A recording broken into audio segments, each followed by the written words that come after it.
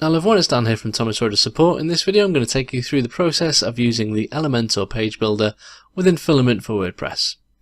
So the builder that we've chosen to use in this theme is the Elementor page builder, which is inherently very simple to use. It's a drag and drop interface, so I think creating pages is very straightforward.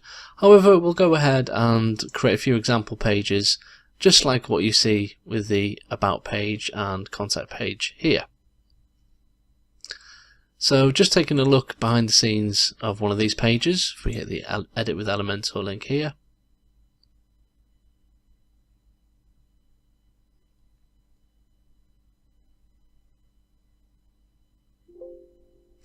we can see the actual interface is very straightforward.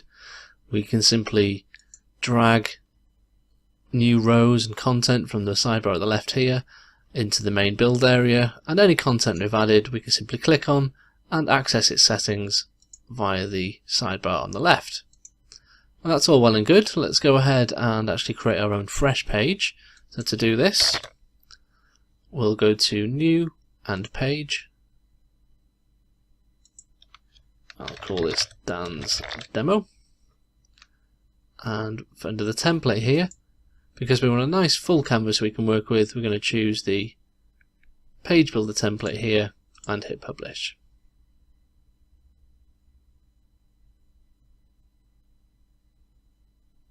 Now if we were to view the page, you'll see there's nothing more than a header and a footer, and that's by design. We simply haven't actually added any content here yet. So to go ahead and do that,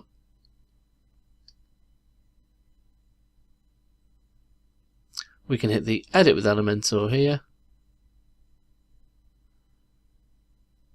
and as you can see we've got a whole blank canvas we can work with, adding whatever content we want.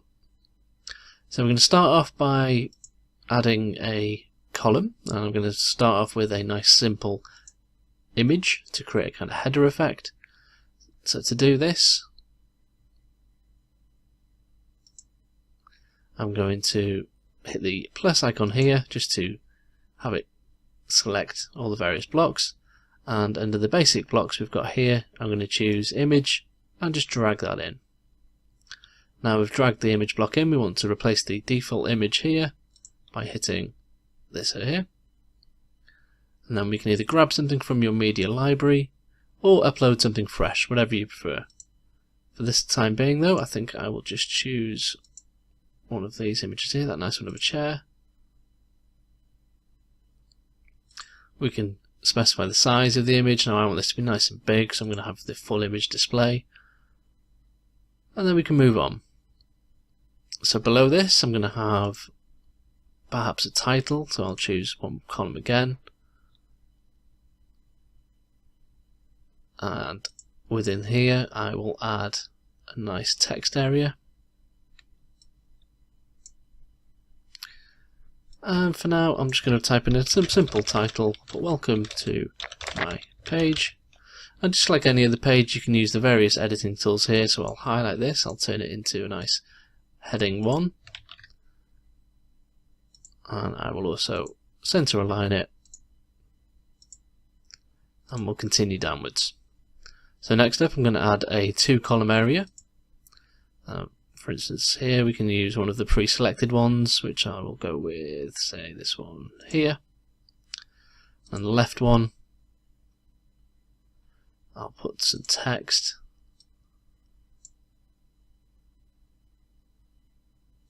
I'll just use some random blurb.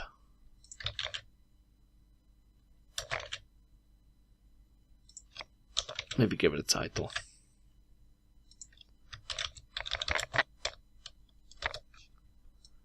Make that a heading. And the right hand column here, I'm going to go ahead and add a form. Now the way we would do this with the Ninja Forms plugin that we recommend, we'd simply go to our dashboard, and what we need to do in our dashboard is grab the shortcode for the form. So we'll go to the Ninja Forms area,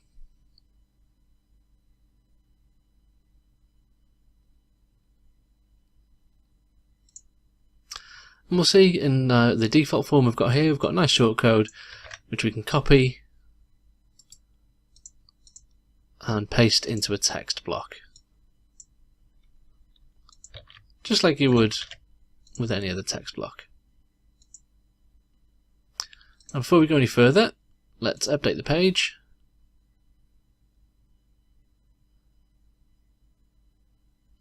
And we'll take a look just by hitting the preview change icon down here. And there we go, we can see we've got a nice page with a nice image for our form, our text and so on. Well, finally we'll add one more thing, we'll add the portfolio feed. So for this I'm going to make it nice and wide. And within this block I'm going to add our own custom block here, and we'll drop the portfolio feed, and within its settings we can choose how many items you want to display as well as the layout. Now it's typical for this not to appear in the actual editing page, that's fine. What you'll notice is once we actually update the page and view the changes,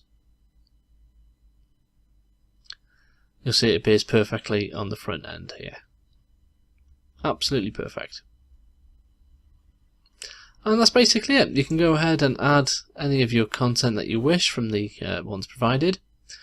Now the only thing to remember about the whole thing is you'll notice the width of the actual page here. Now this is outlined in the documentation, but I thought it might be good to actually add this to this video just to give you a visual representation.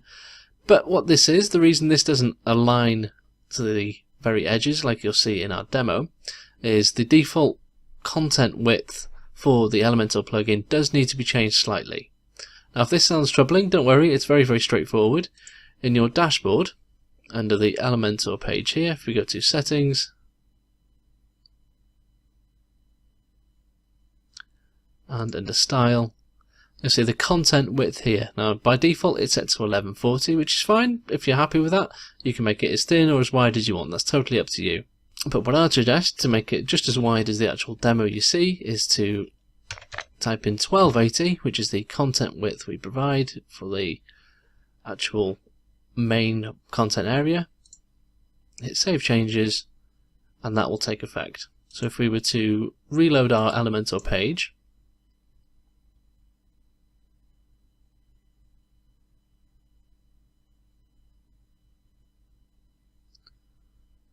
you'll see straight away that now fills in nicely, just as we'd expect. And that's it. If you do have any other problems, do come and see me over at support. Other than that, thanks for watching and have fun with your theme.